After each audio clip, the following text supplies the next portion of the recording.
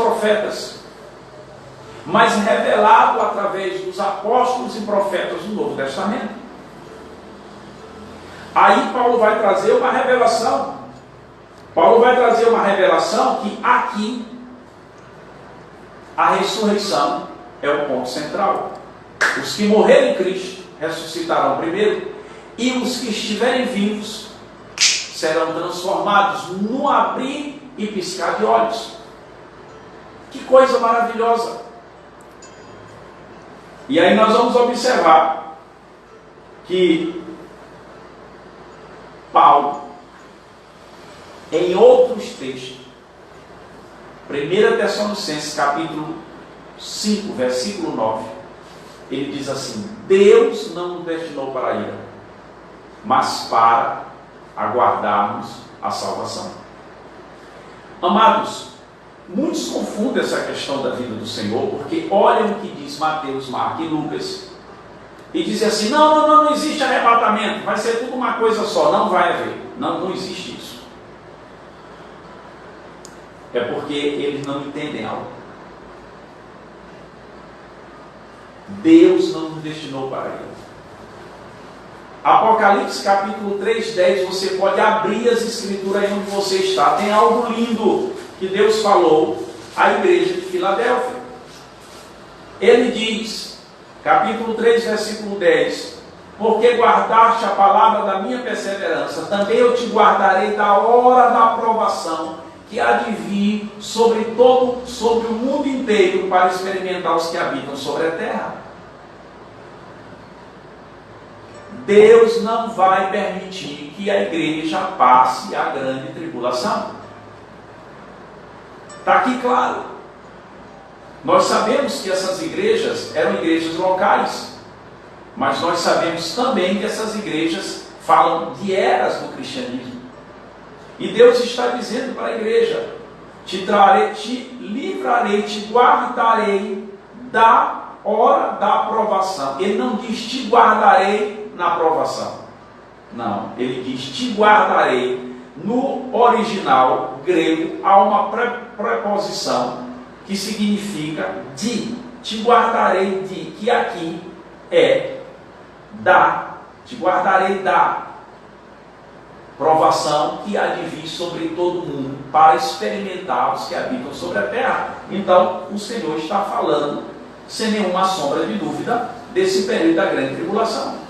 E eu bato na tecla de que a igreja não vai passar a grande tribulação. Pelo fato de que, apóstolo? Porque nós temos que entender o que é tratamento de Deus com Israel e o que é tratamento de Deus com a igreja. A 70ª semana de Daniel, que posteriormente nós vamos falar mais aprofundadamente sobre a grande tribulação, é de que essa semana ela acontecerá, e é uma semana de anos. Por quê? Porque Israel não reconheceu o Messias.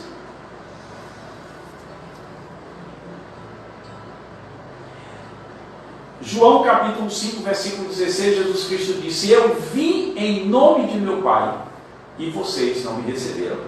Outro virá no seu próprio nome, e a este vocês receberão. Jesus olha para Jerusalém e diz assim: eu quis ajuntar os teus filhos, como a galinha faz com os seus pintinhos, e vós não quiseste. Israel se fechou. Eu vejo as pessoas postando nas redes sociais: os rabinos estão anunciando que o Messias está chegando. Mas aquele Messias que os judeus esperam, que Israel, que os rabinos esperam, exceto os judeus messiânicos, não é o Messias Jesus, é o Messias anticristo, que para eles é o Messias e não o anticristo. Para eles é um líder que vai projetar Israel sobre as demais nações. Nós precisamos compreender que a 70ª semana, ela só começa depois de completar o tempo dos gentios. Quero ler com você Romanos capítulo 11. Nessa hora é muito importante ler Romanos capítulo 11. Romanos capítulo 11, No versículo de número 25 diz: porque não quero, irmãos, que ignoreis esse mistério, para que não sejais presumidos em vós mesmos, que veio o endurecimento em parte de Israel, até que haja entrado a plenitude dos gentios. Então, quando se encerrar o tempo dos gentios e se encerra com a vinda de Jesus para a igreja, é que começa a 70ª semana de Daniel. E eu tenho algo mais para falar para você. Jeremias capítulo 30, do versículo 1 ao versículo 7, vai chamar o tempo da tribulação como sendo o tempo da angústia de Jacó. Vai ser um tratamento de Deus com Israel e com as nações da terra. Então a igreja não pode participar. Eu vi um pastor recentemente numa pregação sobre a vinda de Jesus, confundindo a vinda de Jesus para as nações com a vinda de Jesus para a igreja, e ele diz assim: a igreja vai quase acabar na grande tribulação. É porque ele interpreta a tribulação para a igreja, tribulação como um período de tratamento com Israel, é a aflição de Jacó. Jeremias capítulo 30. E o Senhor diz: eu te guardarei da provação que é de vir sobre todo mundo, para testar os que habitam sobre a terra. Sabe, um dos sinais que a vinda de Jesus está próxima é que Jesus Cristo disse assim: e esse evangelho será pregado por todo mundo, e então virá o fim. Pois é. Você sabe que há 1.900 línguas que a palavra de Deus ainda não é traduzida. Há uma instituição que está trabalhando essa força-tarefa com todas as instituições, ou com várias instituições que traduzem a Bíblia, para que até em 2025 todas essas 1.900, quase 1.900 línguas e idiomas tenham a palavra de Deus, a nossa vinda para a terra. Agora você observa como de fato a gente não pode deixar de entender que a vinda do Senhor, primeiro, é para a igreja, 2 etapas. Segundo, é para as nações da terra, no final da grande tribulação. Você há de convir que quando Jesus está falando em Mateus capítulo 24, ele diz assim: quando virdes o abominável no lugar santo, quem lê, entenda. Esse texto ele está escrito em todos esses evangelhos, mas Mateus capítulo 24, 15, ele diz: quando pois virdes o abominável da desolação, de que falou o profeta Daniel no lugar santo, quem lê, entenda. Falar um pouquinho aqui de história. Como a grande tribulação não é para a igreja. Quando Daniel estava recebendo essa profecia, o templo de Jerusalém tinha sido destruído por Babilônia. Depois de 49 anos, um outro templo menor, inferior, foi reconstruído por Esdras. Pois bem, esse templo também foi destruído. Quando no tempo de Jesus, nos evangelhos, nós vemos um templo, que é o templo construído por Herodes. Jesus Cristo disse: não ficará pedra sobre pedra que não seja derribada. Por quê? No ano 70 aquele templo foi destruído. Que templo é esse? E Jesus disse: quando virdes o abominável no lugar santo, faz parte da estrutura do templo de Israel. Pois é. Lucas é muito mais claro e traz uma revelação sobre esse assunto. Talvez você diga: eu apóstolo, eu não estou entendendo muita coisa do que o senhor está falando, a mensagem está meio complicada, porque o senhor está pegando muitos textos da Bíblia. É porque falta os crentes lerem Bíblia.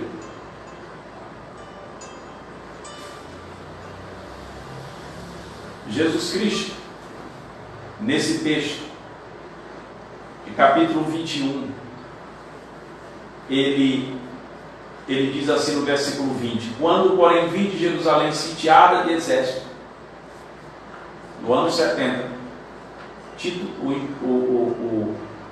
o general Titus Flávio entrou em Jerusalém no dia de sábado. Morreram quase 1 milhão, mais de 1 milhão, não é quase, mais de 1 milhão de judeus. Diz que Jerusalém, o sangue ia pelo joelho.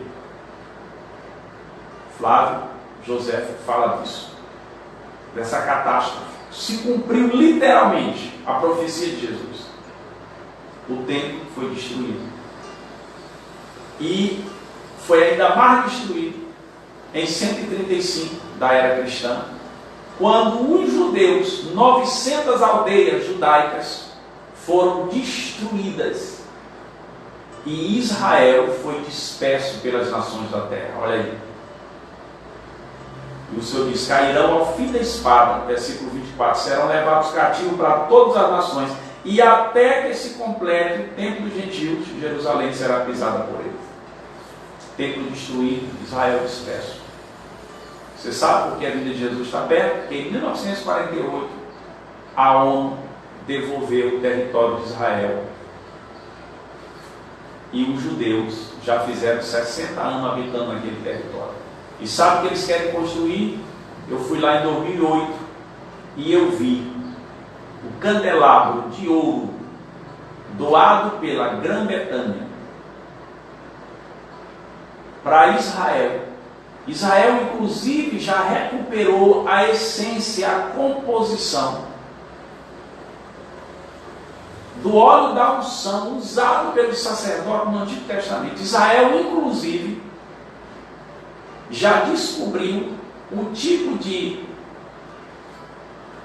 bezerra vermelha que será sacrificada nesse templo, na inauguração dele. As coisas estão mais adiantadas que nós. Alguns detalhes só. E esse templo será construído. Não é construído hoje por causa da briga dos judeus com os árabes, com os palestinos. Os palestinos querem Jerusalém como capital do estado deles. Israel não abre mão de Jerusalém. Agora, o que nós podemos dizer? Nós podemos dizer que um dos últimos detalhes, e eu quero encerrar com essa palavra, segundo o Tessalonicenses, capítulo de número 2. Um dos sinais que está faltando para a vinda de Jesus se manifestar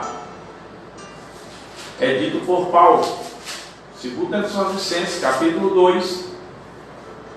Ele diz assim: irmãos, no que diz respeito à vinda do nosso Senhor Jesus Cristo e a nossa reunião com Ele, nós nos exortamos a que não vos demovais da vossa mente com facilidade, nem vos perturbeis, quer por espírito, quer por palavra, quer por epístola, como se procedesse de nós, supondo que tenha chegado o dia do Senhor. Ninguém de modo nos engane, porque isto não acontecerá sem que primeiro venha a apostasia e seja revelado o homem da iniquidade, o filho da perdição, o qual se opõe e se levanta contra tudo que se chama Deus, é objeto de culto, a ponto de assentar-se no santuário de Deus, ostentando-se como se fosse o próprio Deus.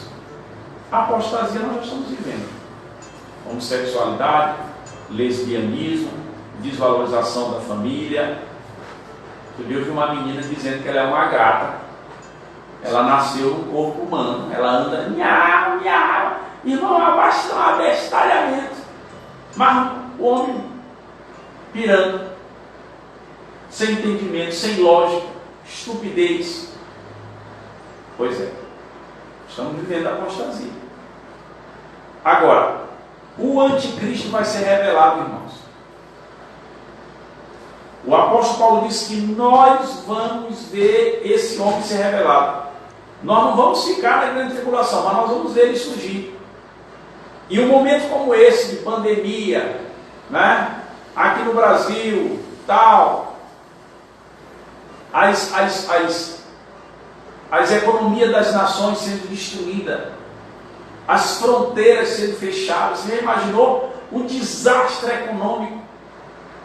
A nossa nação andando a passos bons na economia, se recuperando, acontece um desastre desse, a ameaça da recessão, do desemprego. Pois é. E se nós não tivéssemos organizado essa casa, se esse governo atual não tivesse organizado, pelo menos diminuído o número de ministérios, de carro convencionado, mais de 1 ano e 3 meses sem caso de corrupção, as nossas estatais bem recuperadas, como é que nós estaríamos num momento desse? Se tivéssemos um governo destruidor, ladrão como tínhamos. Agora, nós vamos perceber o sentimento desse homem. E é nesse momento, nessas crises, que acontece isso. A necessidade desse homem. O Papa Bento XVI escreveu um documento, quando ele ainda estava no papado, dizendo que o mundo precisa de um governo mundial. O projeto é para catalisar o potencial das nações para acabar com a fome que reina em muitos países. Essa é a desculpa. Mas o que eles querem mesmo é o cumprimento. A Bíblia diz que o mistério da iniquidade já opera. Aguarda somente que seja retirado aquele que agora o detém. E a igreja, que é o sal, a igreja é vida ao apodrecimento desta sociedade.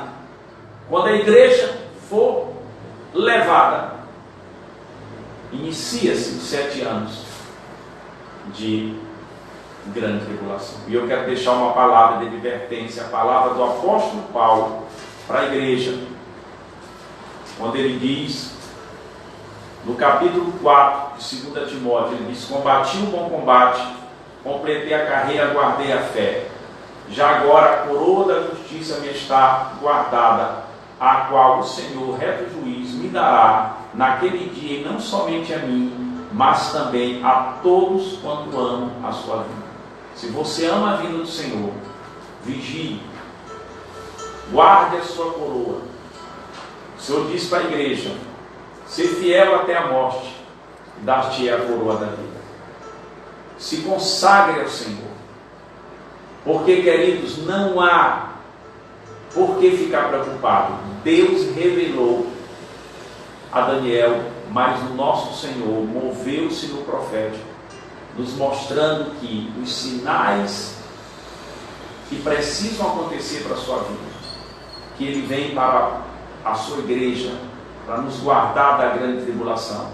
Depois Ele vem para as nações da terra, onde Ele vai destruir os exércitos do anticristo na guerra do Armagedon e dará início ao reino milenar. Então, arrebatamento da igreja, lá na glória, as bodas do Cordeiro, aqui na terra, a grande tribulação, no final da grande tribulação, a segunda fase da vinda do Senhor para as nações da terra, a batalha do Armagedon, a inauguração do reino milenar, o julgamento do trono branco e a desestrutura desse primeiro céu, primeira terra, novos céus e nova terra, eternidade com Deus. Deus te abençoe, te dê graça. Eu quero orar com você nesta hora, nesse momento que você está na sua casa, você está no Facebook, no Instagram, qualquer coisa nos pergunte aí, nós estamos disponíveis para lhe ajudar na orientação da palavra do Senhor. Certos de que nós não somos detentores da verdade, mas é o que nós entendemos na lógica de Deus para a igreja.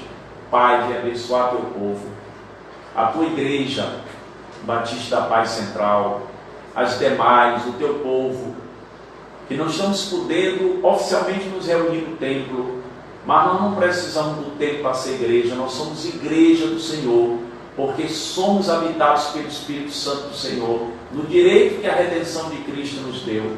Senhor, que nesta hora teu povo descanse de que o Senhor nunca arredou o pé do trono, o Senhor nunca entregou o destino das nações a outra pessoa, porque o Senhor tem o controle de todas as coisas. O Senhor é aquele que era, que é e que há de vir. Que o Senhor abençoe esta pessoa, encha com o teu Espírito Santo, firme na fé. E se alguém está nos ouvindo desviado e não conhece a tua palavra, seja alcançado pela tua salvação, em nome de Jesus. Amém. Deus te abençoe.